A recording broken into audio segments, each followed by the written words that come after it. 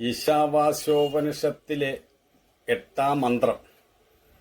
സ പര്യാഗാച്ചു ക്രമകായമബ്രണം അസ്നാവിരം ശുദ്ധമപാപവിദ്ധം കവിർമനീഷി പരിഭൂഹു സ്വയം ഭൂര്യാത തത്യതോർത്താൻ വ്യതതാച്ചാശ്വതീഭ്യ. അതായത് ആ ആത്മാവ് എങ്ങും വ്യാപിച്ചു നിൽക്കുന്നതും സ്വയം പ്രകാശിച്ചു കൊണ്ടിരിക്കുന്നതും ശരീരമില്ലാത്തതും നാശമില്ലാത്തതും ഞരമ്പുകളില്ലാത്തതും നിർമ്മലവും പാപപുണ്യമില്ലാത്തതും ക്രാന്തദർശിയും സർവജ്ഞനും എല്ലാറ്റിനും മേലെയുള്ളതും സ്വയം ആവിർഭവിച്ചതുമാകുന്നു എന്നാണ് ഇവിടെ പറഞ്ഞിരിക്കുന്നത്. അത് എന്നും നിലനിൽപ്പുള്ളതാകുന്നു. അത് എല്ലാ ജീവജാലങ്ങൾക്കുമായിട്ട് കാര്യങ്ങളെ വിഭജിച്ച് ഇന്ന വിധത്തിൽ വേണമെന്ന രീതിയിൽ വിഭജിച്ച് കൊടുക്കുന്നു എന്ന് സാരം. ഈശ്വരൻ അഥവാ ആത്മാവ് സർവത്ര വ്യാപിച്ചു നിൽക്കുന്നു എന്നാണ് ഇവിടെ പറഞ്ഞിരിക്കുന്നതിൻ്റെ സാരം. വ്യാപനമെന്നാൽ ചൂഴ്ന്നു നിൽക്കുക അഥവാ ആവരണം ചെയ്തു നിൽക്കുക എന്നുകൂടി അർത്ഥമുണ്ട്. അതായത് ഈ പ്രപഞ്ചത്തെ മുഴുവൻ ചൂഴ്ന്നു നിൽക്കുന്ന ഈശ്വരൻ ആകാശം പോലെ സർവ്വവ്യാപിയായിരിക്കുമ്പോഴും ഓരോ അണുവിലും വേറിട്ട് നിൽക്കുകയും ചെയ്യുന്നതായിട്ട് നമുക്ക് കാണാൻ കഴിയും. നമുക്ക് സങ്കല്പിക്കുവാൻ കഴിയാതത്ര സൂക്ഷ്മവും സ്ഥൂലവുമാണത്, അപാരമാണത്, അതിരില്ലാത്തതാണത്. സൂക്ഷ്മവും സ്ഥൂലവുമാണത്, അതിരില്ലാത്ത അതിനെ വർണ്ണിക്കുവാൻ വാക്കുകൾക്കൊരിക്കലും സാധ്യമല്ല. സൂര്യപ്രകാശത്തിൽ പറന്നു നടക്കുന്നതായി തോന്നുന്ന വളരെ ചെറിയ ഒരു പൊടിയെടുത്താൽ അതിൽ എത്ര കോടി പരമാണുക്കളുണ്ടെന്ന് പറയുവാൻ സാധിക്കുകയില്ല. ഓരോ പരമാണുവിലും പരമരേണുക്കളുമുണ്ട്. നമ്മുടെ ശരീരത്തിൽ കോടാനുകോടി പരമാണുക്കളുണ്ട്. പരമാണുക്കളുടെ ഒരു സംഘാതമാണ് പ്രപഞ്ചം എന്ന് വേണമെങ്കിൽ പറയാം. കോടാനുകോടി പൂഴിത്തരികൾ ചേർന്നാണ് നമ്മൾ കാണുന്ന മണിമാളികകൾ. അപ്പോൾ സൂക്ഷ്മ പ്രപഞ്ചമായും സ്ഥൂല പ്രപഞ്ചമായും കാണുന്നത് എല്ലാം തന്നെ ഒരേ ഒരു സത്യം തന്നെയാണ്. കടലിന്റെ വലിപ്പം നമുക്ക് അളക്കാൻ സാധിക്കുമോ? എന്നാൽ അതേ കടൽ തന്നെയാണ് ജലഗണമായും മഞ്ഞായും മഴയായും പെയ്യുന്നത്. ഒരു ജലഗണം അപാരമായ കടലിന്റെ ഭാഗം തന്നെയാണ്. ഇങ്ങനെ ചിന്തിക്കുമ്പോൾ കടലിലെ വെള്ളം തന്നെയാണ് നമ്മുടെ ശരീരത്തിലുമുള്ളത്. ഒരു തെങ്ങിൽ നിന്നും പറിച്ചെടുക്കുന്ന കരിക്കിൽ നിന്നും മധുരമുള്ള പാനീയം നമുക്ക് ലഭിക്കുന്നു. അത് കടൽ ജലം തന്നെയാണ്. ഒന്നു തന്നെയാണ് പല രൂപത്തിലും പല ഭാവത്തിലും പ്രകടമാകുന്നത്.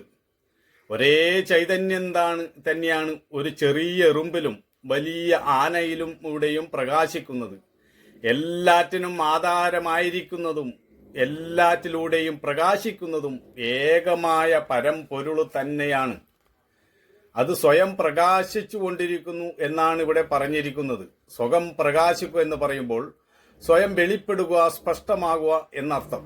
അപ്പോൾ ഈ പ്രപഞ്ചമായി പ്രകടമാകുന്നത് അതുതന്നെയാണ്, ആ ബ്രഹ്മം തന്നെയാണ്. സ്വപ്രകാശത്തിന്റെ പ്രതിഫലനമാണ് പ്രപഞ്ചം. ഒരു പൂവായി വിടരുന്നതും കുയിലായി പാടുന്നതും വണ്ടായി മൂളുന്നതും അതേ സത്യം തന്നെയാണ്.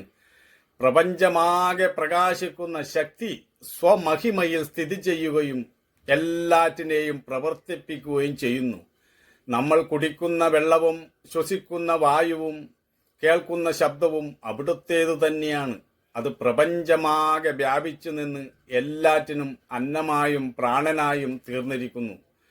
മറ്റൊന്ന്, ഇവിടെ പ്രകാശം എന്ന് പറഞ്ഞിരിക്കുന്നത് അറിവിനെയാണ്, ബോധത്തെയാണ്. അറിവില്ലെങ്കിൽ നമുക്കൊന്നും കാണുവാനോ അനുഭവിക്കുവാനോ സാധിക്കില്ല. എല്ലാറ്റിലും അറിവായിരിക്കുന്നത് ഈശ്വരനാണ്. ഒരേ സൂര്യൻ 100 കുടത്തിലെ ജലത്തിൽ പ്രതിബിംബിക്കുമ്പോൾ നമുക്ക് 100 സൂര്യനുള്ളതുപോലെ തോന്നുന്നു. ജലം ചലിക്കുമ്പോൾ സൂര്യനും ചലിക്കുന്നതായി അനുഭവപ്പെടുന്നു. വാസ്തവത്തിൽ സൂര്യൻ ഒന്നേ ഉള്ളൂ എന്നും സൂര്യൻ ചലിക്കുന്നില്ലെന്നും നമുക്കെല്ലാവർക്കും അറിയുക. അതുപോലെയാണ് പ്രപഞ്ചമാകെ ഏകമാണ്. അനേകമായി തീർന്നിരിക്കുന്നതെല്ലാം ആ ഏകമായ പൊരുള് തന്നെയാണ്. പലത് കാണുമ്പോഴും ആ ഏകത്വത്തെ നമുക്ക് ദർശിക്കാൻ കഴിയണം. അപ്പോഴാണ് നമ്മിലുള്ള എല്ലാ വൈരുദ്ധ്യങ്ങളും അവസാനിക്കുക. സ്വർണം കൊണ്ടുണ്ടാക്കിയ മാലകളും കമ്മലുകളും വളകളും എല്ലാം സ്വർണമല്ലാതെ മറ്റൊന്നുമല്ല. ഈ ലോകം ചലിക്കുന്നുണ്ടോ എന്ന് ചോദിച്ചാൽ ചലിക്കുന്നുണ്ടെന്നും ഇല്ലെന്നും പറയാം. ഏതൊരു ചലനത്തിലും ഒരു നിശ്ചലതയുണ്ട്. കടലിന്റെ അടിത്തട്ട് നിശ്ചലമായിരിക്കുന്നു, എന്നാൽ ഉപരിതലത്തിൽ ചലനം സദാ നടന്നുകൊണ്ടിരിക്കുന്നു. തിരമാലകൾ ഉയർന്നുകൊണ്ടിരിക്കുന്നു. ഒരു മരത്തടി ചലിക്കാതിരിക്കുന്നു, എന്നാൽ അതിന്റെ ഇലകൾ ശാഖകൾ ചലിച്ചുകൊണ്ടിരിക്കുന്നു. അതുപോലെ ആത്മാവ് നിശ്ചലമായിരിക്കുന്നു. ആ നിശ്ചലതയിലാണ് എല്ലാ ചലനവും അനുഭവപ്പെടുന്നത്. ഒരു വാഹനം ചലിക്കണമെങ്കിൽ തറ നിശ്ചലമായിരിക്കണം. ഓരോ പരമാണുവിൽ പോലും നിശ്ചലതത്വം അടങ്ങിയിരിക്കുന്നു എന്ന് സാരം. ഈ ആത്മാവ് ശരീരമില്ലാത്തതും ക്ഷതിയില്ലാത്തതുമാകുന്നു എന്നാണ് ഇവിടെ പറഞ്ഞിരിക്കുന്നത്. ക്ഷതിയില്ലാത്തത് എന്ന് പറഞ്ഞാൽ നാശമില്ലാത്തത് എന്നാണ് അർത്ഥം. ആകാശത്തിന് രൂപമില്ലാത്തതുപോലെ ഈ ആത്മാവിന് രൂപമില്ല. ഈ പ്രപഞ്ചത്തിലേക്ക് നോക്കിയാൽ എല്ലാം നാമരൂപങ്ങളോട് കൂടിയതാണെന്ന് നമുക്ക് കാണാൻ കഴിയും.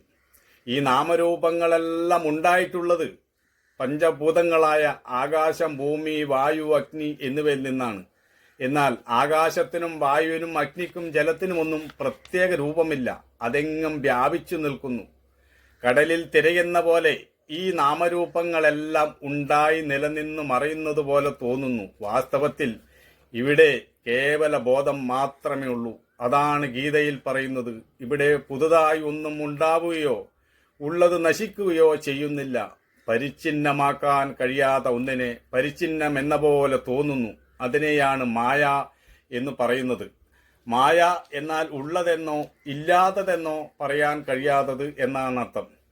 അടുത്ത പറഞ്ഞിരിക്കുന്നത് അത് നിർമ്മലവും പുണ്യപാപവുമില്ലാത്തതുമാണ് എന്നാണ്. ആകാശം നിർമ്മലമാണ്. അതിനൊരിക്കലും ഒരശുദ്ധിയും ബാധിക്കുന്നില്ല. അതുപോലെ തന്നെയാണ് ഈ ആത്മാവ് എന്നാണ് ഇവിടെ പറഞ്ഞിരിക്കുന്നത്. ആകാശത്തിലാണ് ഈ പ്രപഞ്ച വസ്തുക്കളൊക്കെ നിലനിൽക്കുന്നതെങ്കിലും അതിൻ്റെ ഒന്നും ഗുണദോഷങ്ങൾ ആകാശത്തെ ബാധിക്കുന്നില്ല. ഈ പ്രപഞ്ചം മുഴുവൻ, ഈ ലോകത്തിലുള്ള എല്ലാ നാമരൂപങ്ങളും ഇല്ലാതായാലും ആകാശം അതേപോലെ നിലകൊള്ളുന്നു. അതുപോലെ തന്നെയാണ് ആത്മാവ്. അതിനൊന്നും തന്നെ സംഭവിക്കുന്നില്ല. ഓരോ ജീവനിലും കുടികൊള്ളുന്ന ഈ ആത്മാവിനെ ഈ ജീവന്മാരുടെ പുണ്യപാപങ്ങൾ ഒന്നും തന്നെ ബാധിക്കുന്നില്ല. ഒരു കുടമുടയുമ്പോൾ അതിലെ സൂര്യബിംബത്തിന് എന്തെങ്കിലും സംഭവിക്കുന്നുണ്ടോ? ഒരു മരത്തിലെ ഇലകൾ കൊഴിഞ്ഞു വീഴുമ്പോൾ മരത്തിന് എന്തെങ്കിലും സംഭവിക്കുന്നുണ്ടോ? ഇല്ല. അതിൽ വീണ്ടും 100,000 ഇലകൾ ഉണ്ടാകുന്നു. അതുപോലെ ഒരു ശരീരം നശിക്കുമ്പോൾ അതിലെ ആത്മാവിന് ഒന്നും സംഭവിക്കുന്നില്ല. അത് സർവജ്ഞനും എല്ലാറ്റിനും മേലെയുള്ളതും സ്വയം ആവിർഭവിച്ചതുമാകുന്നു.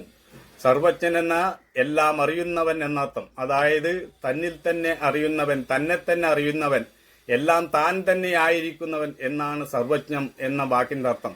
അറിവിലാണ് അഥവാ ബോധത്തിലാണ് ഇതെല്ലാം നിലനിൽക്കുന്നത്. അറിവില്ലെങ്കിൽ പിന്നെ ഒന്നുമില്ല.